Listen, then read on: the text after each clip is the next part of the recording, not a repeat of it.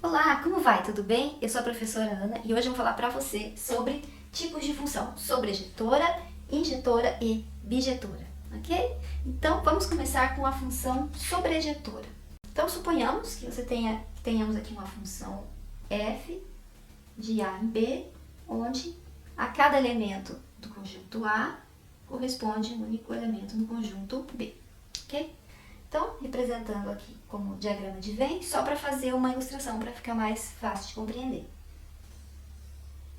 Suponhamos que eu tenha o conjunto com os elementos 1, 2, 3, 4, 5, e aqui o conjunto B, com os elementos 2, 3, 4, ok? 2, 3 e 4. Então, a função sobrejetora, então você vai ter, para cada elemento do conjunto A, corresponde um único elemento do conjunto B. Então, suponhamos que o 1 vai com 2, o 2 com 2, o 3 com 3, o 4 com 3 e o 5 com 3. A sobrejetora, o que você tem que observar é o seguinte: não pode sobrar elementos aqui no contradomínio. Porque aqui, como nós já sabemos, o A é o domínio. É o domínio da função f. E o B, o conjunto B, é chamado de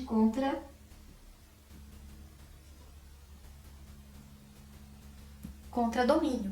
E estes elementos aqui do contradomínio que têm correspondência com A, eles são chamados de imagem. Tá? É a imagem da função f. E aqui nesse caso, você vê que para cada elemento de A corresponde um único elemento em B. Okay? Ou seja, o A só se corresponde, o 1 só se corresponde com o 2, com mais ninguém. O 2 corresponde com o 2, com mais ninguém. O 3 com o 3, o 4 com o 3. Cada um corresponde com um elemento só, tá? Isso é ser uma função, né? Cada elemento de A, para cada elemento de A, existe um único elemento em B que ele se corresponde. Ou seja, não pode sair duas correspondências de um mesmo elemento de A. O conjunto B, que é o contradomínio, ele pode receber várias correspondências aqui dos elementos de A, que não tem problema.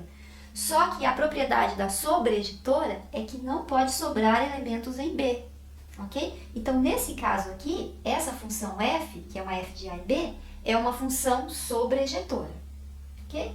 Então, recapitulando, a função sobrejetora não pode sobrar elementos em B, ok? Então, esse é um exemplo de função sobrejetora. Agora, vamos colocar um exemplo de uma função que ela não é sobrejetora. Então, suponhamos que eu tenha aqui o meu conjunto A,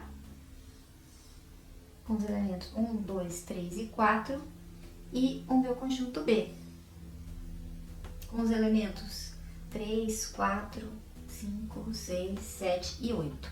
Tá? E aí, suponhamos 1 com 3, 2 com 3, 4 com 4, 4 com 5. O que acontece aqui? Aqui a gente observa que no meu contradomínio, então sobrou elementos. E quando isso acontece, então a minha função ela não é sobrejetora, tá? Porque a sobrejetora não pode sobrar elementos no contradomínio. Ou seja, o contradomínio ele deve ser igual à imagem da função, tá? Agora eu vou colocar um exemplo de uma função injetora. Bom, então agora uma função injetora. Então, suponhamos que eu tenha aqui o conjunto A, é uma função de A em B, tá? No conjunto A eu tenho 1, 2, 3 e 4. E no meu conjunto B eu tenho os elementos 1, 2, 3, 4, 5 e 6. A função injetora, ela deve ter somente deve sair uma correspondência, claro, de A para B, mas o elemento de B só pode receber uma correspondência só de A, ele não pode se corresponder com dois elementos de A ao mesmo tempo.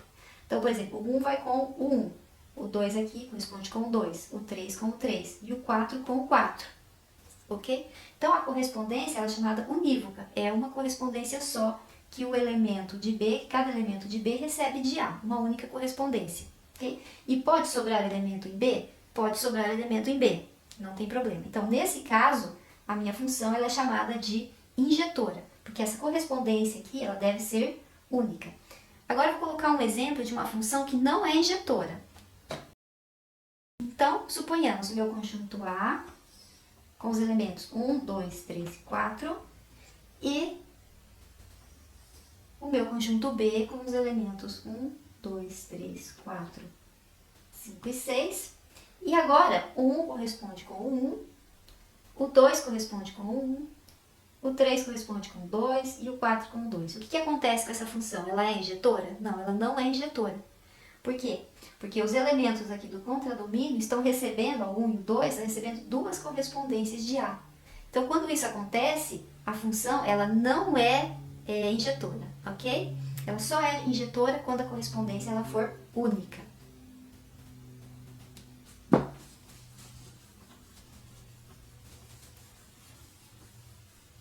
E agora, então, vamos falar da função bijetora. Só apagar aqui. Então, a função bijetora. O que é uma função bijetora? A função bijetora, ela é injetora e sobrejetora ao mesmo tempo. Ou seja, a correspondência deve ser única de A e B e não pode sobrar elementos no contradomínio em B, ok? Vou fazer um exemplo aqui. Então, temos aqui 1, 2, 3 e 4, por exemplo. Aqui 2, 3, 4 e 5.